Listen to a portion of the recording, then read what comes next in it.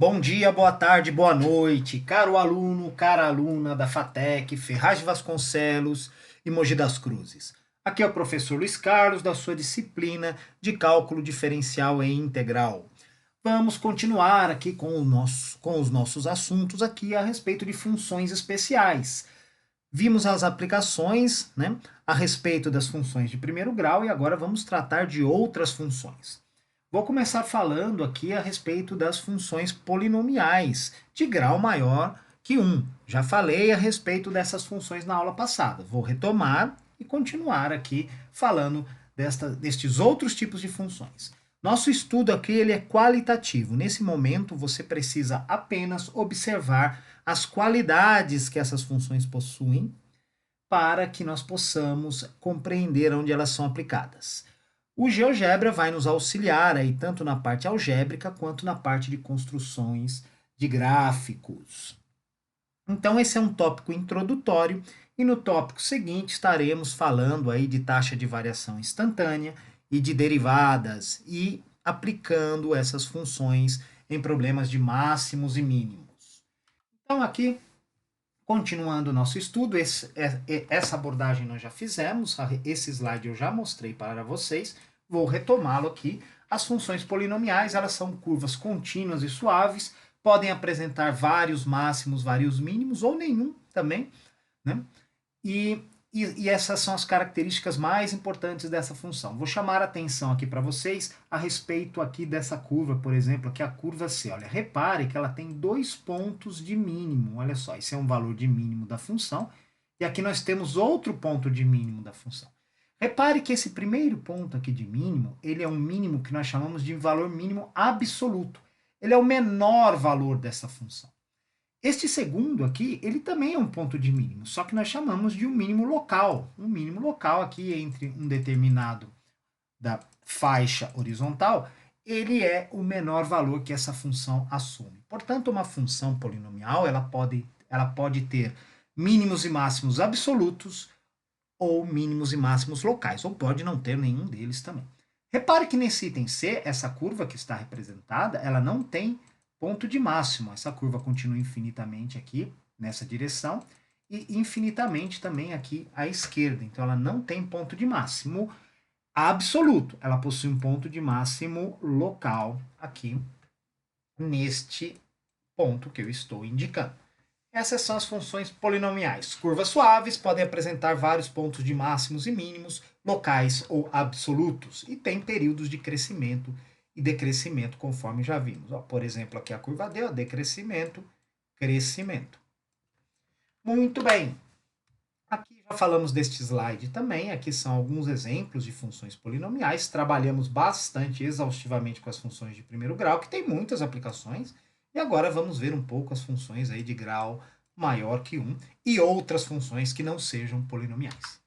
Vamos falar, por exemplo, das funções trigonométricas. Você deve lembrar destas funções aí da educação básica. A função seno e a função cosseno. O que nós vamos destacar dessas funções? Elas são periódicas, ou seja, elas se repetem em intervalos da grandeza aí, horizontal. Elas possuem máximos e mínimos, valor de máximo, valor de mínimo, e esses valores vão se repetindo e são sempre iguais, né? E ela tem períodos de decrescimento e períodos de crescimento. E elas são limitadas. Reparem que elas ocupam uma determinada faixa do plano. Então, essas são as características aí qualitativas das funções trigonométricas. Importante aqui, ó, elas são periódicas, então elas são bastante utilizadas para fazer modelagem matemática em fenômenos que se repetem, normalmente no tempo, mas pode ser para qualquer valor aqui ou qualquer grandeza da medida aí horizontal. Mais funções trigonométricas, ó, a função tangente, ela é periódica também, mas ela é um pouco diferente. Ó.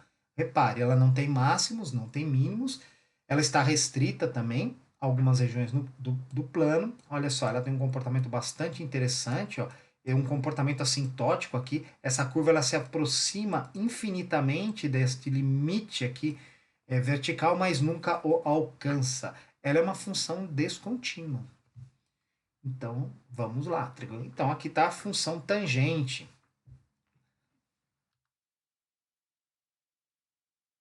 Aqui a tabela, aqui uma tabela de alguns valores aí dessas funções trigonométricas, só para relembrar um pouquinho, você matar a saudade aí da educação básica. Agora nós vamos falar um pouquinho sobre o número de Euler, né? Esse número bastante famoso, que é uma constante, é um número irracional, é um número que é parente do número π, que você já conhece, lembra? 3,1415,9. O número de Euler é um número irracional também, assim como o π. Ele é uma constante.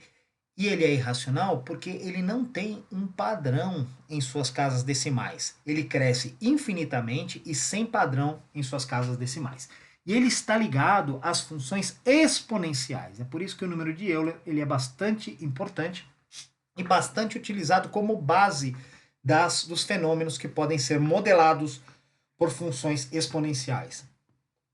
Mas como surge o número de Euler? O número de Euler ele surge naturalmente da seguinte maneira. Imagine que nós temos aí um período de um ano de determinado contrato aí de juros compostos.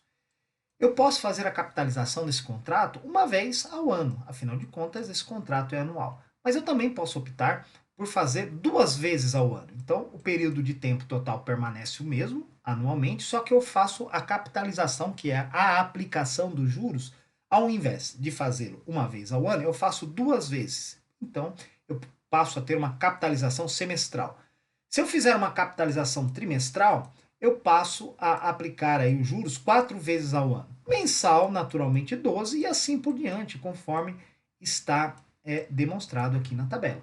Então, para o mesmo período de tempo, aqui no caso um ano, eu posso fazer mais aplicações aí dos juros, mais capitalizações. Conforme eu vou crescendo o número de capitalizações, nós percebemos que nós nos aproximamos aí de uma constante que é o número de Euler. Então, o número de Euler surge dentro desse contexto. Conforme você vai aumentando a quantidade de capitalizações dentro do mesmo período de tempo, vai se convergindo para esse número.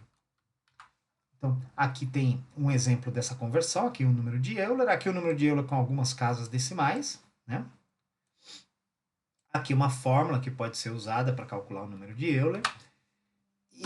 E o número de Euler ele é utilizado aí como base das funções exponenciais que nós já vamos ver aqui na sequência. Então aqui é mais uma curiosidade, uma ideia de como surge esse número de Euler, cujo valor constante é esse, 2,71828,82 e assim vai infinitamente sem possuir um padrão de repetição de suas casas decimais. Bom, o número de Euler, uma das aplicações são na utilização de funções hiperbólicas.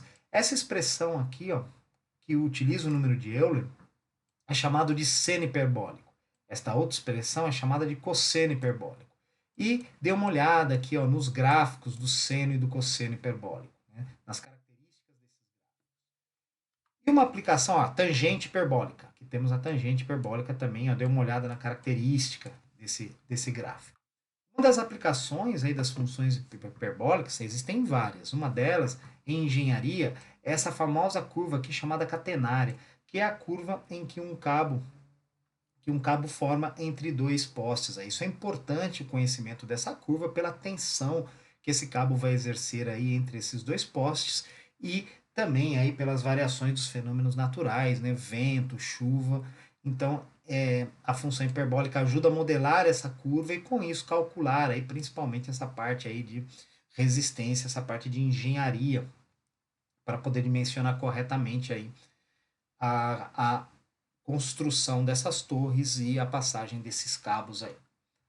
Bem, que mais? Aqui temos a velha curva de restrição orçamentária, é uma reta. Já falamos exaustivamente da reta.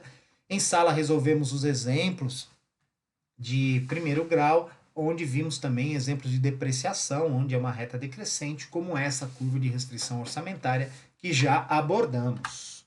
E agora sim as funções exponenciais. Aqui temos algumas funções exponenciais crescentes. As funções são exponenciais porque a variável independente, a grandeza horizontal, está no expoente. E além dessas aqui, muitas vezes nós usamos, na verdade é muito utilizado em modelagem, A base não vai ser um número, como aqui, ó, a base é 3, a base é 4, a base é 3, a base é 2.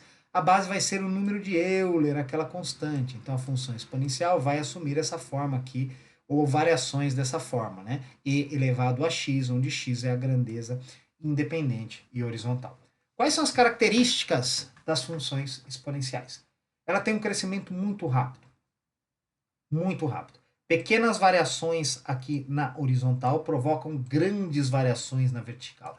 Esta é a característica qualitativa que podemos depreender aqui das funções exponenciais. São muito utilizadas para o crescimento de colônia de bactérias, na área de biologia, mas também na área de engenharia, onde os fenômenos crescem aí bastante rápido.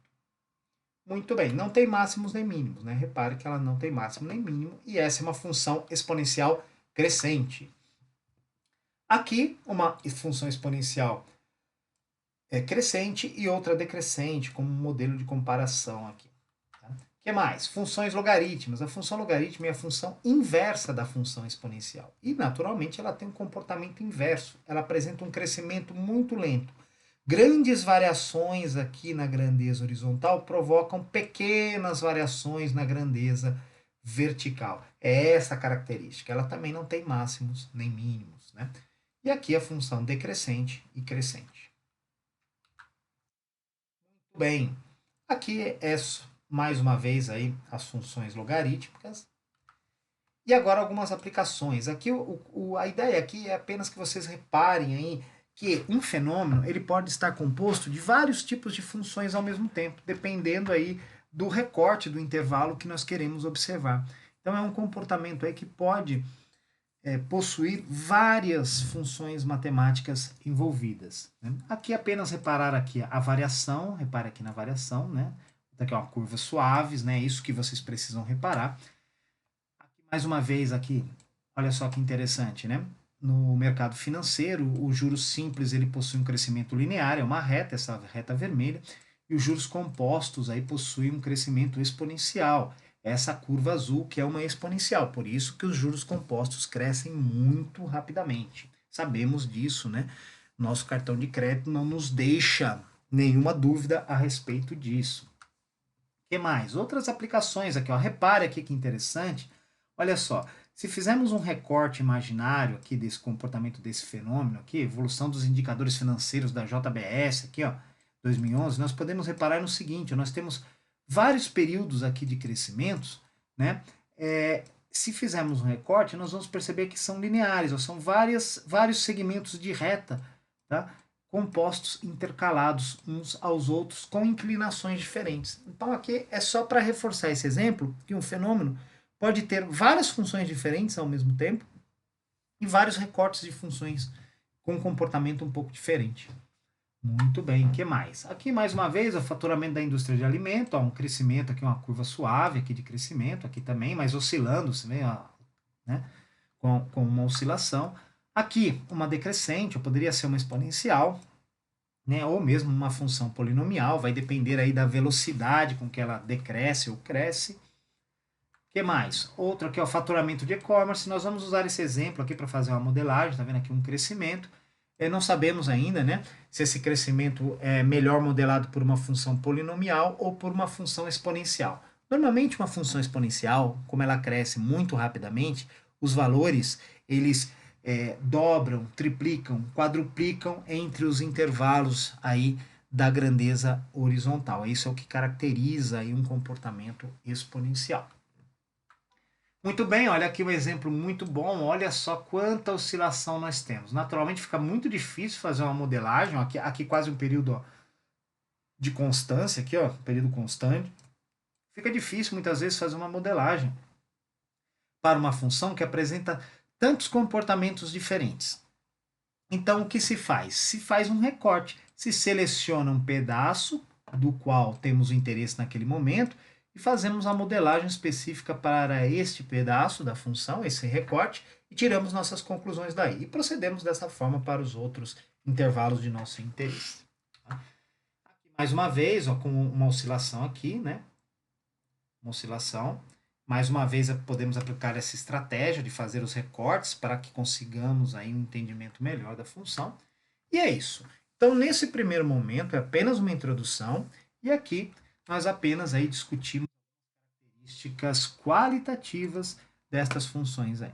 Espero tê-los ajudado, bons estudos, e no próximo vídeo estaremos discutindo alguns exemplos aí. Muito obrigado, até mais!